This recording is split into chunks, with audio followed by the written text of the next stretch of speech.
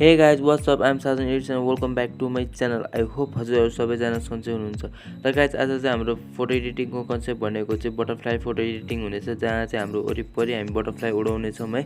र गाइज यो फोटो एडिटिङमा मैले जति पनि पीएनजी हरु युज गर्छु त्यो सबको लिंक तल डिस्क्रिप्सन बक्समा हुनेछ, त्यहाँ गएर डाउनलोड गर्न सक्नुहुनेछ। र डाउनलोड गर्दा यदि केही प्रब्लम आउँछ भनेदेखि मलाई फेसबुकमा मेसेज गर्न सक्नुहुनेछ, मेरो फेसबुकको लिंक पनि तल हुनेछ। र गाइज यो फोटो एडिटिङमा मैले हजुरहरुलाई एउटा प्रिसेट पनि दिनेछु, जुन प्रिसेट युज गरेर चाहिँ हजुरले वन क्लिकमै फोटो एडिटिङ गर्न सक्नुहुनेछ है। भिडियो मन पर्यो भने भिडियोलाई लाइक, कमेन्ट, शेयर एन्ड च्यानलमा नयाँ हुनुहुन्छ भने च्यानल सब्स्क्राइब गर्न नबिर्सिनु होला। अब भिडियो तर्फै जामै, लेट्स गो फर इट।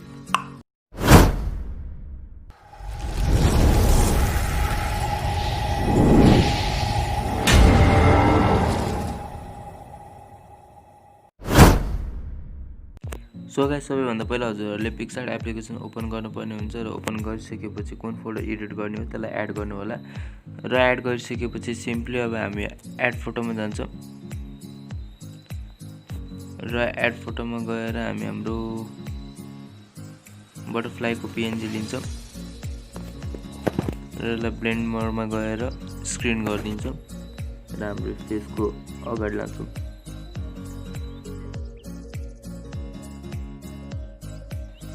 र हामी हाम्रो डन गरिदिन्छौं। र डन गरिसकेपछि सिम्पली फेरि हामी हाम्रो एड फोटोमै जान्छौं र एड फोटोमा गइसकेपछि सिम्पली हामी हाम्रो बटरफ्लाईको पीएनजी लिन्छौं चारैतिर उडेको र यसरी फुल स्क्रिन गरेर यसलाई यसरी माथिपट्टि राखिदिन्छौं। माथिपट्टि राखेर हामी इरेजमा जान्छौं र इरेजमा गएर जुन हाम्रो यो दुईटा भाग हुन्छ यसलाई यसरी इरेज गर्छौं र हामी यहाँबाट डन गरिदिन्छौं।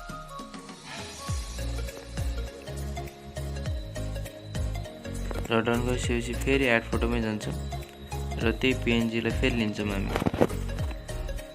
अब चाहिँ हामी हाम्रो यो यहाँ एउटा यसरी सानो र यतापट्टि छेउमा सानो यो भागलाई यहाँ यसरी मिलाउँछौं र इरेजमा गएर पुरै इरेज गरिदिन्छौं र ब्रशमा गएर यहाँ मात्र यसरी र यतापट्टि तलपट्टि यसरी गर्छौं र हामी एउटा डन गरिदिन्छौं।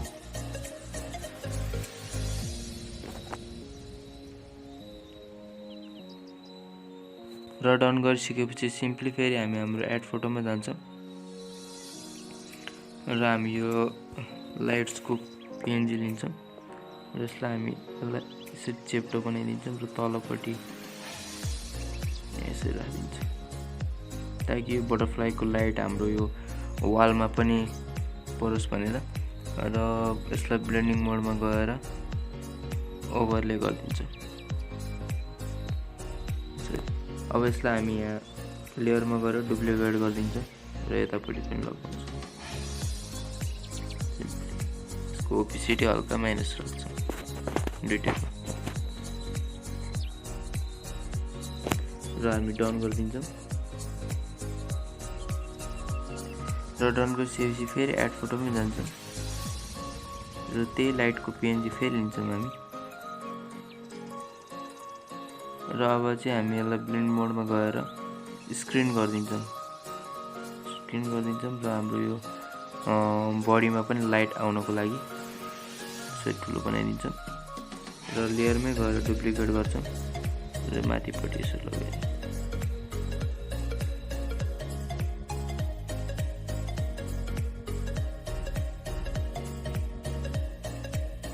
र हामी एउटा डन गरिदिन्छौं। र डन गरिसकेपछि फेरि हामी हाम्रो एड फोटोमै जान्छौं र हामी बटरफ्लाईको पीएनजी लिन्छौं र यसलाई ब्लेन्ड मोडमा गएर स्क्रिन गरिदिन्छौं र हामी स्क्रिन गरिसकेपछि सिम्पली हामी फ्लिप या रोटेटमा गएर फ्लिप गरिदिन्छौं र यसलाई यसरी जुम गरेर सानो गरेर हाम्रो यो चस्मामा लगाउँछौं।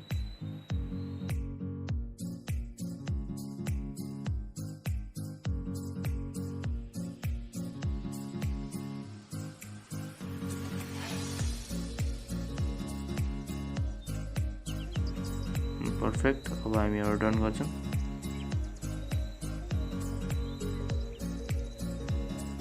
र डन गरिसकेपछि सिम्पली हामी फेरि एड फोटोमै जान्छौँ र बटरफ्लाईको विङ्सको पिएनजी लिन्छौँ यो फुल गर्दै तलपट्टि यसरी राख्छौँ र अब हामी एउटा डन गरिदिन्छौँ र डन गरिसकेपछि अब हामी केही पार्टिकल्सको पिएनजी लिन्छौँ जस्तै यो फर्स्ट पार्टिकल्सहरूले चाहिँ फोटोलाई अलि रियलिस्टिक लुक दिन्छ र यसलाई ब्लेन्डिङ मोडमा गएर स्क्रिन गरिदिन्छ र इरेजमा गएर जुन अरूको फेसतिर हेयरतिर आयो भने चाहिँ इरेज गरिदिन्छ र राइट क्लिक गर्छ डन गरिदिन्छ र डन गरिसकेपछि सिम्पली हामी हाम्रो एड फोटोमा जान्छौँ र यो पार्टिकल्सको पिएनजी लिन्छौँ यसलाई फुल गरिदिन्छौँ यसरी र ब्लेन्डिङ मोडमा गएर स्क्रिन गरिदिन्छ र इरेजमा गएर इरेज गर्छ र हामी एउटा डन गरिदिन्छौँ सो गाइज हाम्रो पिक्सआर्टमा जति पनि काम थियो हाम्रो सिद्धिसक्यो अब हामी सिम्पली यसलाई ड्र टुलमा गएर सेभ गरिदिन्छौँ र अब हाम्रो जति पनि बाँकी काम हुन्छ हामी लाइट रुममा गर्छौँ र 3डरमा गएर सेभ गरिदिन्छौँ अब हामी लाइट रुम ओपन गर्छौँ सो गाइज हाम्रो चाहिँ यहाँ लाइट रुम ओपन भइसकेको छ है र सिम्पली अब हामी एड फोटोमा जान्छौँ र हाम्रो जुन पिक्सआर्टमा एडिट गरेको फोटो हो त्यसलाई लिन्छौँ यसरी र प्रिसेट लिँदाखेरि हजुरले जुन यस्तोमा र लेखिएको हुन्छ त्यसलाई मात्रै लिनु होला है जुन र लेखिएको हुँदैन त्यो प्रिसेट काम गर्दैन र प्रिसेटलाई पनि हामी यसरी एड गर्छौँ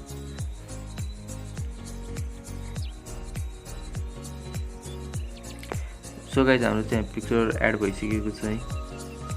र एड भइसकेको छ सिम्पली अब हामी हाम्रो पिक्चरलाई लिन्छौँ पिक्चर हाम्रो एड भइसकेको छ यसलाई ब्याक गरेर जुन हाम्रो प्रिसेट छ त्यो प्रिसेटलाई लिन्छ र यो प्रिसेटको लिङ्क चाहिँ तल डिस्क्रिप्सन बक्समा छ त्यहाँ गएर डाउनलोड गर्न सक्नुहुनेछ र अब हामी 3डमा जान्छौँ र कपी सेटिङ भन्ने चाहिँ हाम्रो यहाँ कपी सेटिङ गरिदिन्छौँ र ब्याक गरेर हाम्रो फोटोलाई लिन्छौँ अब जादु हेर्नु गाइज 1 क्लिकमा हाम्रो फोटो एडिट हुन्छ कि र पेज सेटिङ भन्ने छ हाम्रो यहाँ पेज सेटिङ गरिदिन्छौँ बो 1 क्लिकमा हाम्रो फोटो पुरै एडिट भइसकेको छ है र अब हजुरहरूले यसलाई हल्का मेन्युअली पनि एडिट गर्न सक्नुहुनेछ जस्तै अब म यसको हल्का यहाँ एक्सपोजर माइनस गर्छु -50 जति राख्छु र कन्ट्रास्टलाई हल्का -25 जति राख्छु स्याडोलाई 15 जति बनाउँछु 14-15 र ब्ल्याकलाई हल्का माइनस गर्छु क्ल्यारिटी हल्का बढाउँछु म विग्नेट हल्का माइनस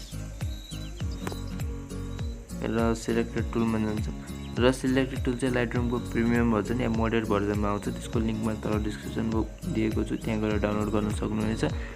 र अब हामी ग्रेनेड चुज गर्छौँ प्लसमा गएर यसरी र हामी लाइटमा गएर यसको एक्सपोजर हल्का माइनस गरिदिन्छौँ हल्का र हामी एउटा डन गरिदिन्छौँ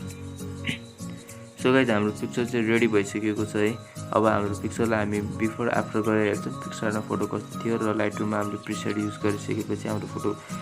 कस्तो भएको छ भनेर बिफोर हाम्रो फोटो पिक्चरमा केही यस्तो प्रकारको थियो भने जुन हेर्नलाई एकदम मजा आएको थिएन जुन